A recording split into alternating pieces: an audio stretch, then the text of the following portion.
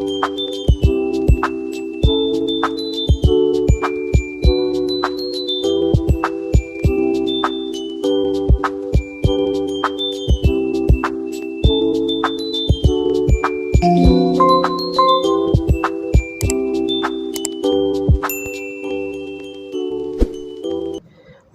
आज हिंदी की तीसरी क्लास लेकर के आपके बीच में उपस्थित हुए हैं। आज हम आपको बताएंगे लिंग, जो कि संज्ञा के अंतर्गत आता है। हिंदी में लिंग जो होते हैं वो दो प्रकार के होते हैं, पुल्लिंग और स्त्रीलिंग। पुल्लिंग और स्त्रीलिंग के अंतर्गत दुनिया की सारी चीज़ें आती हैं। हिंदी में लिंगों की संख्या 2 होती है। उन्हीं दोनों लिंगों पर हम बात करने वाले हैं, यानी पुल्लिंग और स्त्रीलिंग पर। आइए वीडियो को शुरू करते हैं। जैसा कि आप देख रहे हैं परिभाषा, लिंग की परिभाषा क्या होती है, तो लिखा हुआ है कि लिंग का अर्थ होता है चिन्ह या पहचान का साधन। अर्थात यदि हम कहें लिंग क्या है, तो आप कह सकते हैं कि लिंग जो है संज्ञाओं की पहचान करने का एक साधन है, और जिस चिन्ह से हम इसकी पहचान करते हैं उसे ही हम लिंग कहते हैं। लिंग संस्कृत भाषा से आया हुआ है, यह भी आपको ध्यान में रखना है। लिंग की और सटीक परिभाषा लिखी हुई है कि संज्ञा के जिस रूप से किसी वस्तु या व्यक्ति के नर या मादा होने का बोध होता है उसे हम लिंग कहते हैं। ठीक है। एक उभयलिंगी शब्द भी होता है। कुछ शब्द ऐसे भी होते हैं जिनका प्रयोग दोनों लिंगों के लिए हो सकता है, इसमें लिंग परिवर्तन नहीं होता है। जैसे मंत्री है, डॉक्टर है, प्रधानमंत्री है, मैनेजर है, इंजीनियर है, जिलाधिकारी है। ये सारे ऐसे शब्द होते हैं जो पुरुष और स्त्री दोनों के लिए प्रयोग किए जाते हैं। ऐसे चिन्हों को हम उभयलिंग चिन्ह या उभयलिंग शब्द कहते हैं। यह भी आपको थोड़ा सा ध्यान में रखना है। अब आइए हम देखते हैं कि पुल्लिंग क्या होते हैं। पुल्लिंग की परिभाषा मैंने लिख रखा है कि जिन शब्दों से सिर्फ पुरुष जाति का बोध होता है उन्हें पुल्लिंग कहते हैं। इनकी पहचान के लिए कुछ नियम हैं, उस नियम को भी हम आपको बताने वाले हैं। लिखा हुआ है कि आ, आओ, पन, पा और नौ ये प्रत्यय लगने से पुल्लिंग शब्द बनता है। जैसे मोटा, तो इसमें आ गया। चढ़ाओ, इसमें आओ आ गया। बुढ़ापा, इसमें पा आ गया। और लेन देन, ये सारे शब्द जो हैं इसमें ये सारे प्रत्यय लगे हुए हैं। प्रत्यय मतलब जो किसी शब्द के बाद में लग करके शब्द के अर्थ को स्पष्ट करते हैं, उन्हें हम प्रत्यय कहते हैं, और जो पहले जुड़ते हैं उन्हें उपसर्ग कहते हैं। आगे देखते हैं। लिखा हुआ है महासागरों के नाम पुल्लिंग होते हैं। उदाहरण के लिए जैसे जितने भी आपके महासागर हों, उसमें खासकर प्रशांत महासागर, हिंद महासागर, अटलांटिक महासागर, ये सब महासागरों के नाम जो होते हैं वो सब पुल्लिंग होते हैं।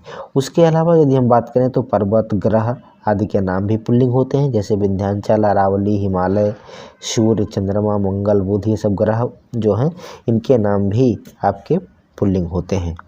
कुछ अपवाद हैं जो कि स्त्रीलिंग के अंतर्गत माने जाते हैं। जैसे लिखा हुआ है पृथ्वी, तो पृथ्वी को स्त्रीलिंग माना जाता है। तो ऐसा नहीं है, हिंदी में अपवाद हर जगह होता है, तो खास करके इन अपवादों को भी ध्यान में रखना है। अब हम देखते हैं चौथा नियम हमारा जो है वो है कि जो वार होता है, वार मतलब दिवस या दिन, और महीनों के जो नाम होते हैं वो महीनों के नाम भी पुल्लिंग होते हैं। जैसे दिनों के नाम में सोमवार, मंगलवार, बुधवार, बृहस्पतिवार, और महीनों के नाम में जैसे मार्च है, अप्रैल है, दिसंबर है। जो 12 महीने होते हैं उसमें जुलाई, मई, जनवरी, फरवरी ये स्त्रीलिंग माना जाता है। बाकी सारे नाम जो हैं वो पुल्लिंग माने जाते हैं।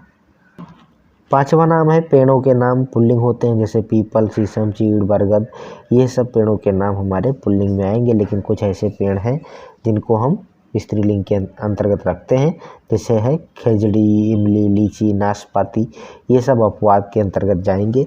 तो ये आपके एग्जाम में पूछा जा सकता है, पुल्लिंग पूछा जाएगा और उसके साथ ये स्त्रीलिंग वाले भी दिए जाए, तो आपको इसकी पहचान इस प्रकार से कर लेना है।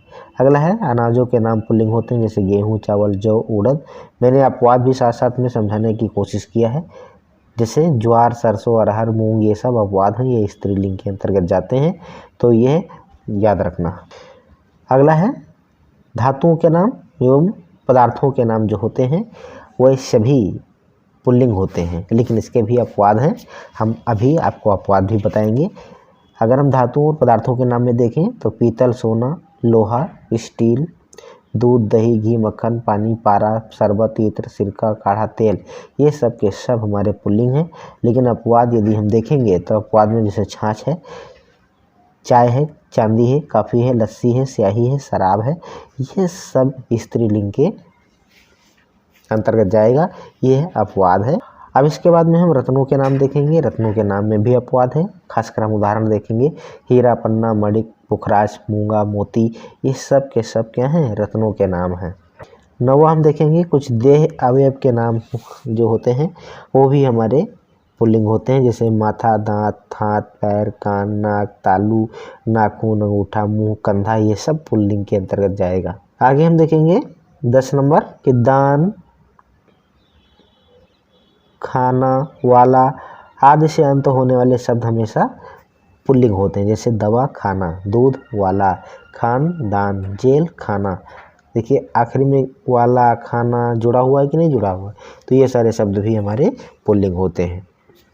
आइए हम देखते हैं स्त्रीलिंग और स्त्रीलिंग के अंतर्गत आने वाले शब्द। स्त्रीलिंग जिन शब्दों से स्त्री जाति का बोध होता है वह शब्द स्त्रीलिंग वाले शब्द कहलाते हैं, या ऐसा कह सकते हैं जिन संज्ञाओं से स्त्री जाति का बोध होता है ऐसी संज्ञाएं स्त्रीलिंग की संज्ञा कहलाती हैं। पहला नंबर है शरीर के अवयव, जैसे कोहनी, कलाई, नाक, कमर, आँख, जीभ, बाँह, भौं, उंगली, ये सब स्त्रीलिंग के अंतर्गत जाएगा। और दूसरा है झीलों के नाम, जैसे वुलर, डल, गोदावरी, कावेरी, इन झीलों के नाम भी हमारे स्त्रीलिंग के अंतर्गत जाएंगे। लेकिन इसके कुछ अपवाद हैं, जैसे सोन है, ब्रह्मपुत्र है, सिंधु है, सतलज है, ये जो नदियों के नाम हैं इन नदियों को हम पुल्लिंग मानते हैं। मसालों के नाम सभी जो होते हैं वो क्या होते हैं? स्त्रीलिंग होते हैं। लेकिन अपवाद में जैसे धनिया है, जीरा, नमक, केसर, तेजपत्ता, ये सब पुल्लिंग के अंतर्गत जाएगा।